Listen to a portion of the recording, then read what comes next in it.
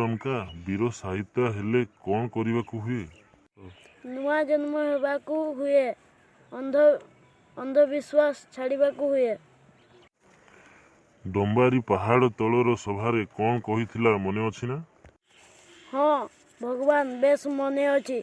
ତମେ କହିଥିଲ ଗଛ କାଟ ନାହିଁ, ଆମ୍ବ, ଜାମୁ, ପଣସ, କଦଳୀ, ନଡ଼ିଆ ଗଛ ସବୁ ଲଗାଅ, ଫଳ ଫୁଲ ବିକ, ନିଜ ହକ୍ ପାଇଁ ଭଲ ବାଟରେ ଲଢ଼। ହଁ, ଏସବୁ ଶାନ୍ତିର ବାଟ, ଭଲ ବାଟ। ଆମେ ଠିକ୍ ବାଟରେ ଯିବା। ଗୋରାମାନେ ଯଦି ବାଟରେ ଯାଆନ୍ତି, ଆମର ତୀର ତରୁଆଲ କଥା କହିବ। ମନେରଖ ଡଙ୍କା, ଆମର ବୀର ସାହିତ୍ୟମାନେ ଧୋତି ପିନ୍ଧିବେ, କପାଳରେ ଚନ୍ଦନ ଚିତା ଦେବେ, ପଇତା ପକେଇବେ। ଆମର ଫୌଜ 3 ଭାଗ ହେବ। ନା ବାଳକ ପିଲାଏ ହେବେ ନାନକ, ସା ବାଳକମାନେ ହେବେ ପ୍ରଚାରକ, ବୟସ୍କମାନେ ହେବେ ପୁରାଣକ। ଲଢ଼େଇ ପରେ ଏ ମହାନ ଦେଶରେ ସାନ ବଡ଼ ରହିବେନି।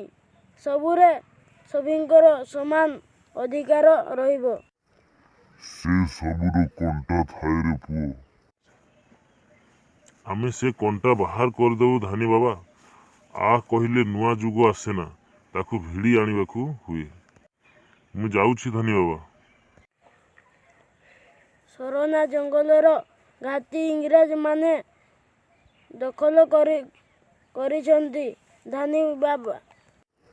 ଆମର ବୀର ସାହିତ୍ୟମାନେ କରୁଥିଲେ କ'ଣ?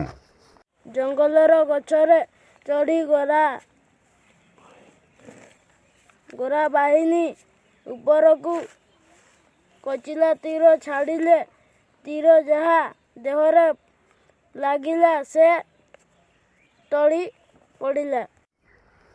ତୀର ମୁନରେ କଚିଲା ବିଷ, ନାଗସାପର ବିଷଠାରୁ ବି ଭୟଙ୍କର ପୁଅ। ମେଘ ଘୋଟି ଅଇଲା ପରି ତୀର ଛାଡ଼ୁଛନ୍ତି, ହେଲେ ଆମ ଭଗବାନ ମଝିରେ ମଝିରେ ବିଗାଡ଼ି ଦେଉଛି। ବିର୍ସା କହୁଛି କ'ଣ?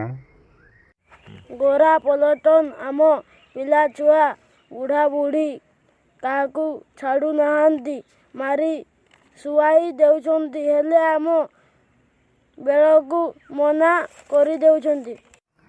ମନା କରୁଛି କ'ଣ ପାଇଁ? ବିର୍ସା ଭଗବାନ କହୁଛନ୍ତି ଇଂରେଜ ଶାସନ ଓ ତାର ନୀତି ବିରୋଧରେ ଆମର ଲଢ଼େଇ।